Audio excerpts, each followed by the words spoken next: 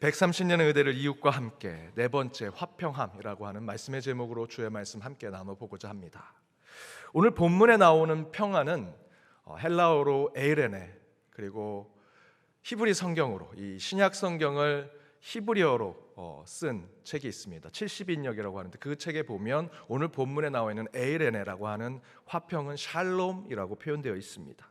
어원을 풀이하면 완전하다, 온전하게 되다라는 뜻을 갖고 있죠. 왜냐하면 이 에레네를 히브리어로 샬롬이라고 표현했는데 이 샬롬의 동사형은 샬람입니다. 이 샬람의 뜻은 돈을 지불하다, 빚을 갚다라는 뜻을 갖고 있기 때문입니다.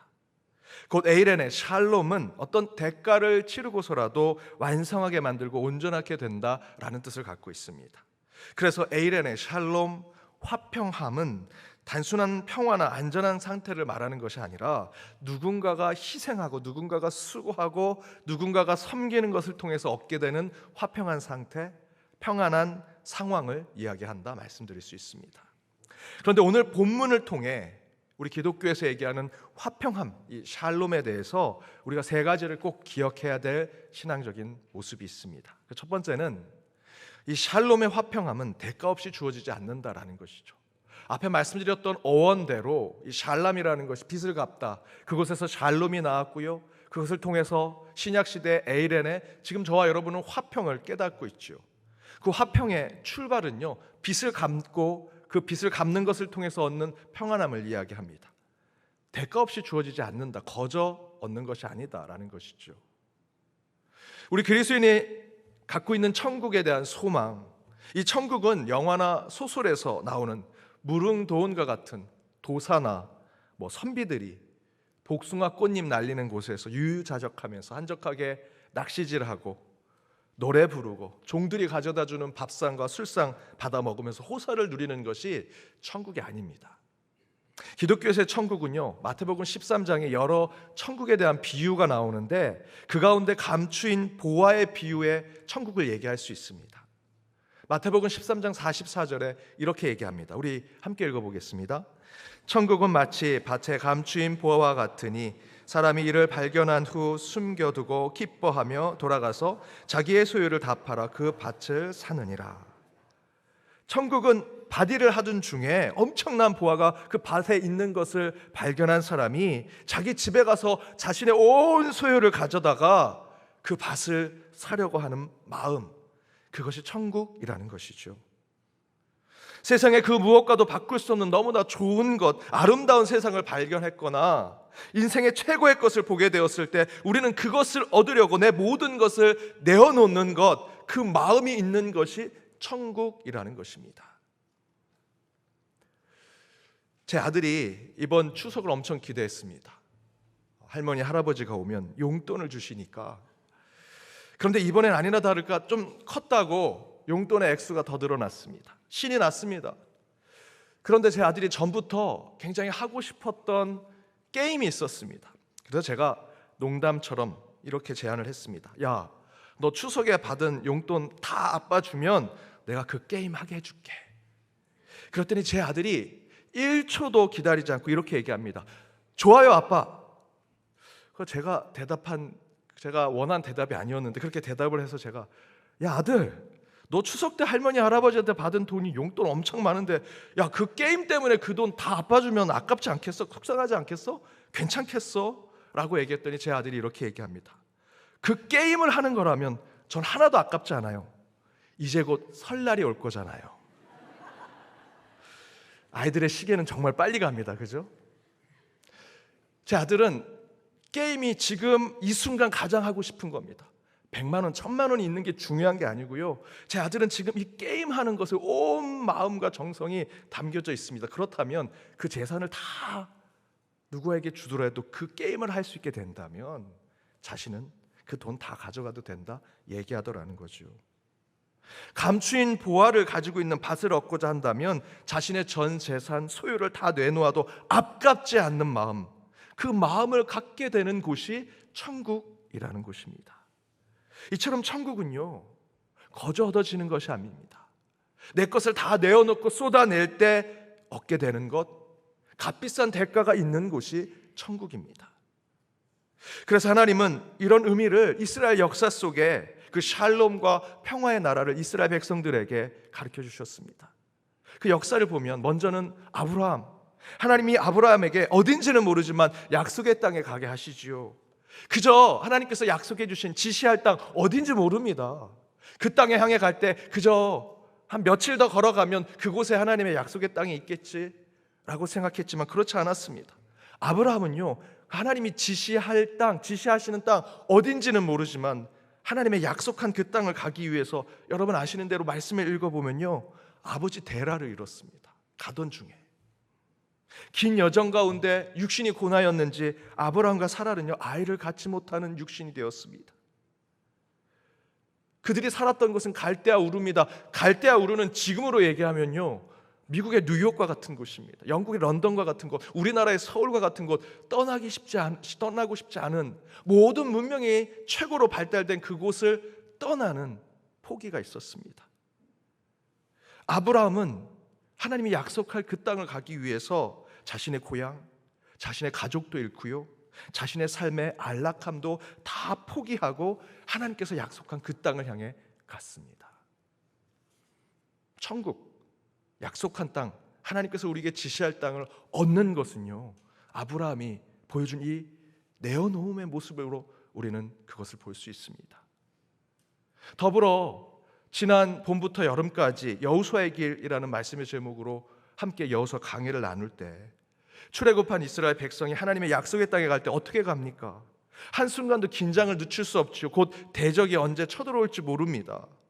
전쟁을 준비해야 되고요, 다들 전사가 돼야 될 그 상황 가운데 그때마다 하나님이 약속해 주신 땅, 그 천국과 같은 그곳을 갈 때 하나님은 도리어 전쟁이 아니라 다른 방법으로 그들의 손에 쥐어진 것들을 포기하고 내려놓게 하시죠.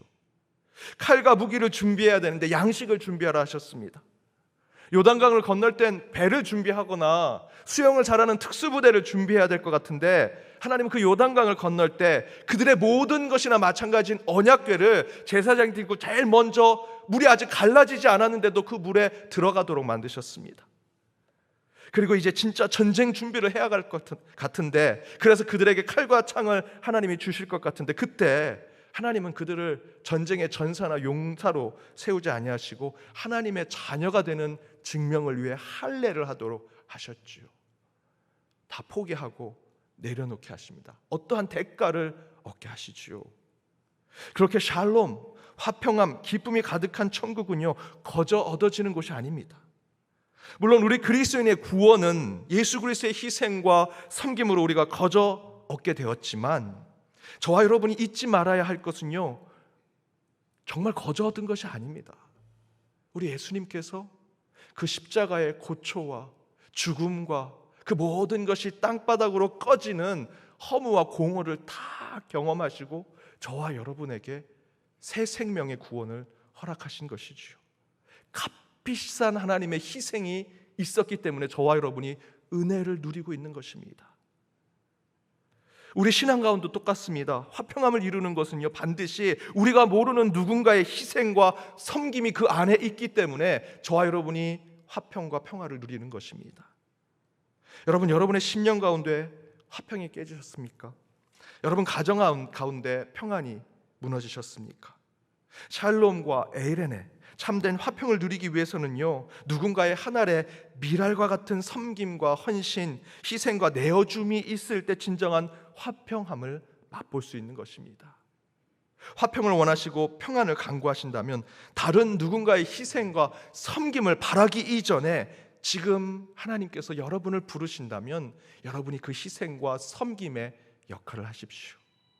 그렇게 여러분의 섬김과 희생, 내어줌과 내려놓음으로 참된 화평을 이루시는 여러분의 가정, 또한 여러분의 심령이 되시길 주님의 이름으로 축복합니다.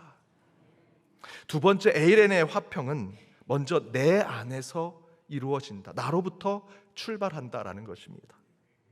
화평하자, 평화, 화해하자, 용서하자라는 구호는요, 마치 거대한 기관과 공동체에서 하는 것 같습니다. 어느 나라, 어느 교회에서 정책적으로 올해는 평화를 이루자, 화평한 교회가 되자라는 주제나 비전을 가지고 나갈 때 외치는 구호처럼 느껴지죠. 그러나 성경 안에서 이 화평과 샬롬의 출발은요, 그 기관이 막 구호를 외치고 정책적으로 하는 것이 아니라 우리 안에서부터 시작된다라고 성경은 이야기합니다.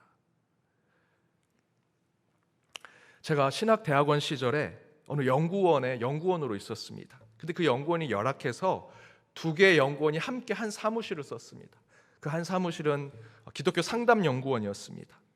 그 기독교 상담연구원은 그 연구원이 매일 한 명씩 오셔서 이제 상담 전화를 받는 거죠. 그런데 그 중에 한 분은 항상 출근을 하면 딱 자리에 앉자마자 9시에 출근해서 자리에 앉자마자 인터넷 쇼핑을 하십니다. 뒤에서 보면 그렇게 인터넷 쇼핑을 여러 개를 하십니다. 하루는 그렇게 쇼핑을 하다가 문제가 되셨는지 그 인터넷 쇼핑 회사에 전화를 걸어서 그렇게 소리를 지르십니다. 당신들이 물건을 잘못 뺐는데 왜 내가 손해를 봐야 한다고 막 소리를 지르고, 내가 이거 지금 기관에 신고하겠다고, 경찰에 신고하겠다고 전화를 끊고 다시 전화하고, 그렇게 막 화를 내시다가 상담하는 전화에서 전화가 오기 시작합니다. 3번 숨을 쉬더니 그분이 그 전화를 받고, 여보세요, 기독교 상담연구원 누구누구입니다. 하나님의 평화가 임하는 상담을 해드리도록 하겠습니다 라고 얘기하십니다. 그 상담 직원은요, 바로 직전까지 쇼핑몰에 있는 그 직원과 평화롭지 않은 전화 통화를 했는데 금세 바뀌어서 그렇게 통화하는 모습을 보고 뒤에 있는 저희들이 정말 어안이 벙벙했습니다. 저희는 속으로 그 상담받는 분이 정말 불쌍하다고 느꼈습니다. 그 상담을 하는 연구원은요, 지금 마음의 평정을 잃었습니다. 다툼과 분노가 있습니다. 그가 상담을 하는 것은 위선과 가식이지요. 여러분, 오늘 본문에 너희로 내 안에서 평안을 누리게 하려 한다라는 말씀은요, 가장 먼저 주님이 주신 평안과 화평이 그 한 사람에게, 예수를 통해서, 하나님을 통해서 너희에게 주는, 바로 그 너희는 한 사람이다, 그 한 사람에게 임하게 되는 것이라고 말씀하고 있지요. 그 이유는요, 우리 신앙 안에서 이루는 화평의 시작은 한 사람에서부터 시작하기 때문입니다.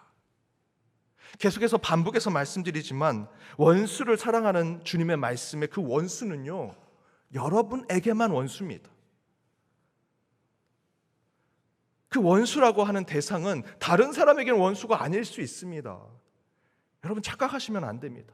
혹시 원수를 생각하셔서 주님께서 원수를 사랑하는 이 말씀이 제 마음에 도전이 되고 가슴을 치면 나만 그를 원수로 생각하는구나, 내가 그를 사랑하면 되겠구나 라고 생각하시면 됩니다. 제가 어느 공동체 안에 있을 때 한 분이 너무 불편해서 그 공동체에 함께 있는 제 선배 형님께 그 사람 좀 불편하다고, 정말 그 사람에 대한 제 감정을 다 드러내면서 험담을 막 했습니다. 그리고 제 얘기를 들어주는 형님께 공감을 얻으려고 형님, 그분 정말 이상하지 않습니까?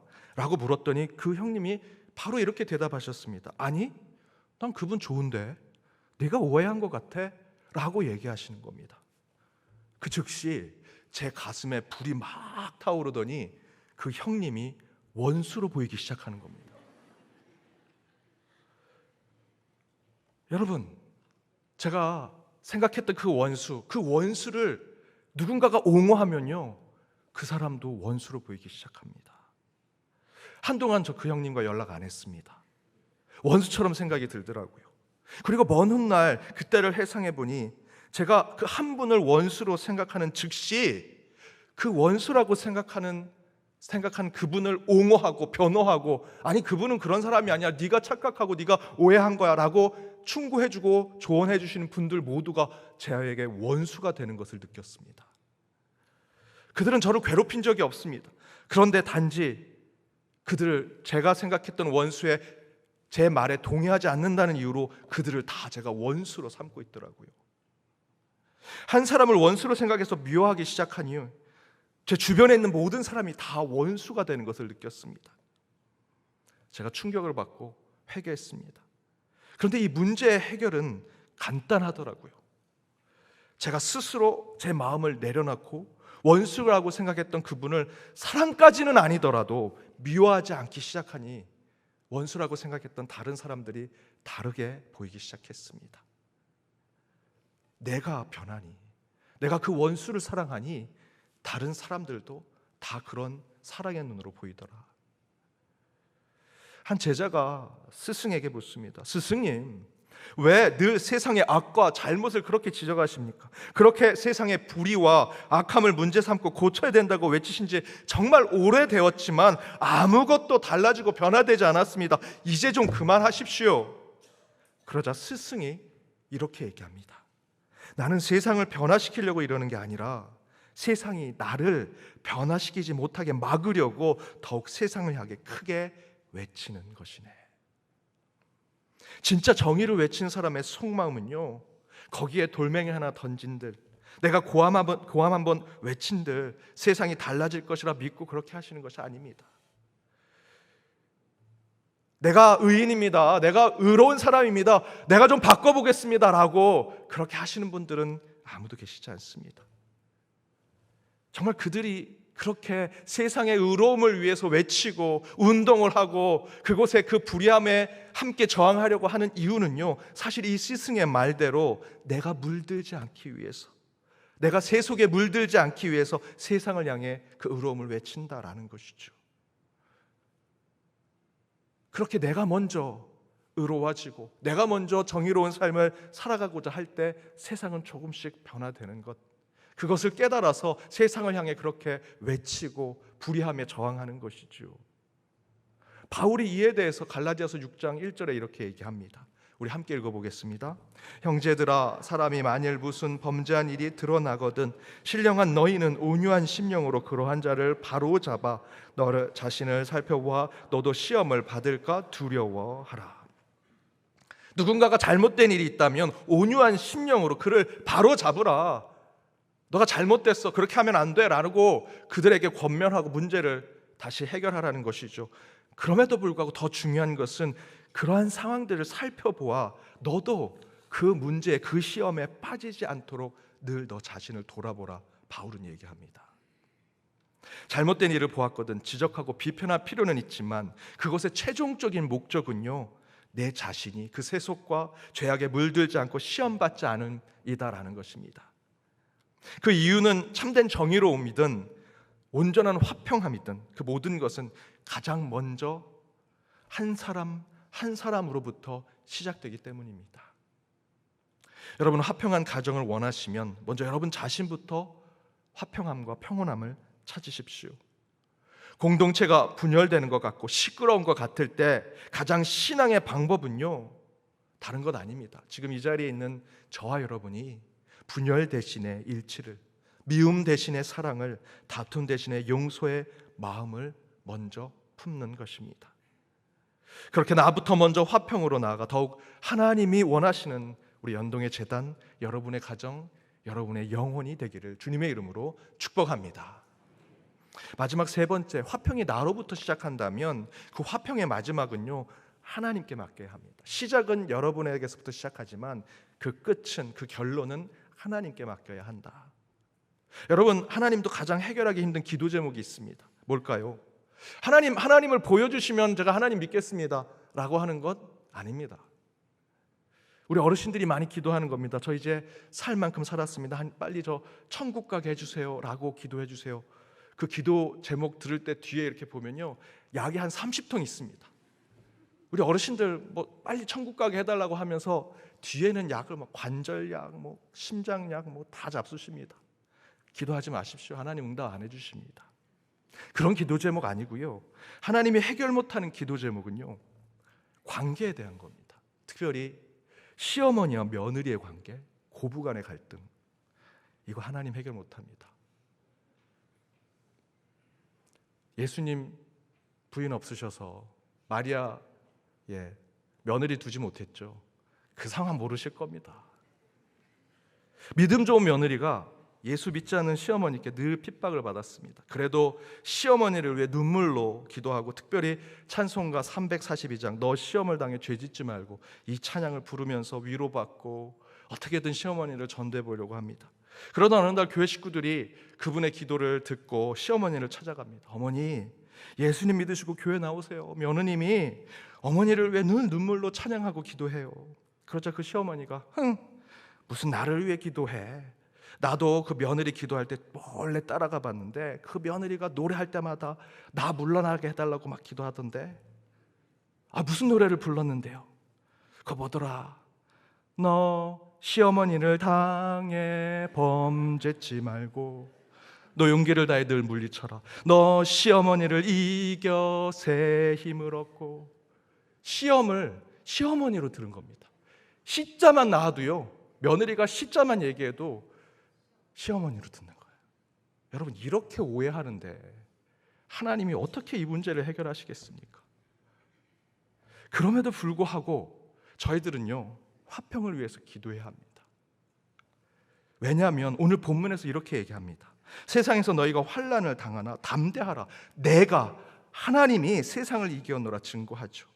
내가 이걸 이길 힘을 너희에게 줄게. 이 관계를 회복할 능력을 신앙 가운데, 믿음 가운데 너희들에게 줄게. 그 방법을 내가 너희들에게 허락할게. 너를 높이 세워서 그 문제를 다 해결하게 해줄게 라고 말씀하지 않으십니다. 너는 그저 담대히 기도해라. 그럼 내가 세상을 이길 것이고, 주 하나님께서 세상을 이길 것이고, 너는 내가 이겨 통치하는 그 세상에 살게 하겠다라고 하는 것이 오늘 본문의 말씀이지요. 저와 여러분의 문제 해결이 우리 안에 주어지는 것이 아니라 하나님께서 통치하실 이 세상, 그저 저와 여러분은 담대히 기도하면 하나님께서 통치하실 그 세상 가운데 화평함을 이룰 수 있다는 것이죠. 오직 하나님께만 의지하라는 뜻입니다. 예수님께서 무리를 걸어오시니까 베드로가 그 모습을 보고 저도 무리를 걷고 싶습니다. 그래서 베드로가 얘기하죠. 주님께서 명령하시면, 주님께서 말씀하시면 저도 무리를 걷게 되리라 믿습니다. 예수님께서 명령하셨습니다. 그래서 베드로가 물 위를 걷죠. 우리 인간은요, 무리를 걸을 수 없는 자들입니다. 그러나 말씀에 의지하고 예수님만 바라보고 가니 무리를 걷게 되죠. 그런데 베드로가 물에 빠집니다. 왜 빠졌습니까? 바람을 보고, 파도를 보고, 예수를 믿지 않고 예수를 바라보지 않으니 그 물속에 다시 빠지게 되더라. 무리를 걷기 위해서 우리가 할 수 있는 것은요, 오직 예수를 바라보고 걷는 것, 예수님이 말씀하신 그 명령대로 그 말씀을 믿고 걸어갈 때 무리를 걸을 수 있는 것이고요. 지금 저와 여러분이 살아가는 인생도 무리를 걷는 인생 아닙니까? 저희들이 할 수 있는 것은 없습니다. 우리는 무리를 걸을 수 없는 존재들이라면 저와 여러분이 할 수 있는 것은 예수님의 말씀대로 걸어가는 것, 우리가 할 수 있는 것이 아니라는 것이죠. 화평함도 똑같습니다. 우리가 할 수 있는 것이 아닙니다. 철저하게 하나님께 맡기지 않는다면 우리는 진정으로 그것을 이룰 수 없습니다. 한 목사님이 교회에 부임했습니다. 어느 한 권사님께서 너무 일을 잘하셔서 권사님 너무 잘하세요, 칭찬해 드렸습니다. 그런데 그 교회마다 이 상극인 권사님들 계시잖아요. A 권사님이 잘하면 B 권사님이 질투하고, B 권사님이 잘하면 A 권사님이 질투하고, 그 A 권사님을 칭찬해 드렸더니 B 권사님이 그 목사님은 편파적이라고 그 권사만 칭찬하고, 그 얘기를 목사가 듣고 B 권사님을 만나서 또 칭찬해 드렸습니다. 권사님 정말 잘하세요. 그랬더니 또 A 권사님이 질투에 빠져서 그 얘기를 듣고 이 목사가 도저히 내가 어디에도 왔다 갔다 할 수 없겠구나 하고 아무 말도 하지 않았습니다. 그랬더니 양쪽 권사님들이 이렇게 얘기합니다. 그 목사가 말이 없고 냉랭하고 아주 차가운 목사라고. 저희 어떻게 해야 됩니까? 이렇게 모순적이고 아이러니한 상황이 우리의 관계 속에 항상 있죠. 이거는요, 시어머니 며느리의 관계만 있는 것이 아닙니다. 여러분이 지금 겪고 있는 모든 관계 속에 이 모순과 아이러니가 있습니다. 해결하기 참으로 힘들죠. 그렇게 어려운 상황들을 겪었던 다윗은 시편에서 이렇게 얘기합니다. 55편 22절입니다. 우리 함께 읽어보겠습니다. 내 짐을 여호와께 맡기라. 그가 너를 붙드시고 의인의 요동함을 영원히 허락하지 아니하시리로다. 여러분이 해결하지 못한 그 무거운 짐을 어떻게 하라고요? 기도하라. 하나님께 맡기라 하시지요. 그러면서 하나님께서 말씀하십니다. 너가 의인이고 너가 잘못이 없다면 세상이 너를 흔들고 요동하지 못하도록 내가 만들어주겠다. 걱정하지 마. 대신에 그 문제는 너가 해결할 수 있는 것이 아니야. 내게 맡겨. 내 짐은 내게 맡기고 기도해라 라고 말씀하십니다. 사랑하는 여러분, 화평함은 저와 여러분이 이룰 수 있는 것이 아닙니다. 하나님이 하시는 것입니다. 화평하는 참으로 좋은 말이지만 그것을 성취하고 이룰 수 있는 것은 참으로 어렵다라는 것이지요. 그럼에도 불구하고 우리는 그 화평함에 대해서 성경의 말씀대로 하나님께 기도하며 나아가야 됩니다. 그 화평함을 위해 먼저는 나부터 참된 희생과 섬김을 실천하는 신앙을 사셔야 하고요. 그럼에도 불구하고 화평은 우리가 이룰 수 없는 것이기에 하나님이 이루실 것을 믿고 오로지 하나님만 의지하고 그 화평을 위해 늘 기도하는 자의 자리를 지키십시오.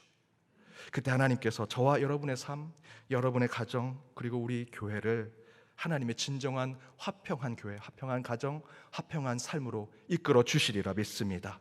그렇게 화평함으로 130년 올 한 해를 더욱더 주님 앞에 영광을 돌리는 저와 여러분이 되기를 주님의 이름으로 축복합니다.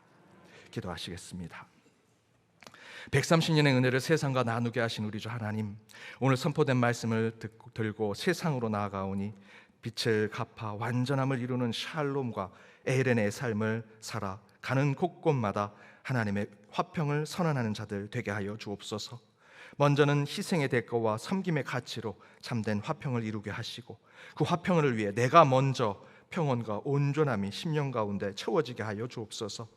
또한 화평한 세상은 우리 인간이 아닌 하나님이 이루시는 것을 깨달아 오직 화평을 위해 기도하기를 쉬지 않는 저희들이 되기를 간절히 바라오며 이 모든 간구 예수 그리스도의 이름으로 기도드립니다. 아멘.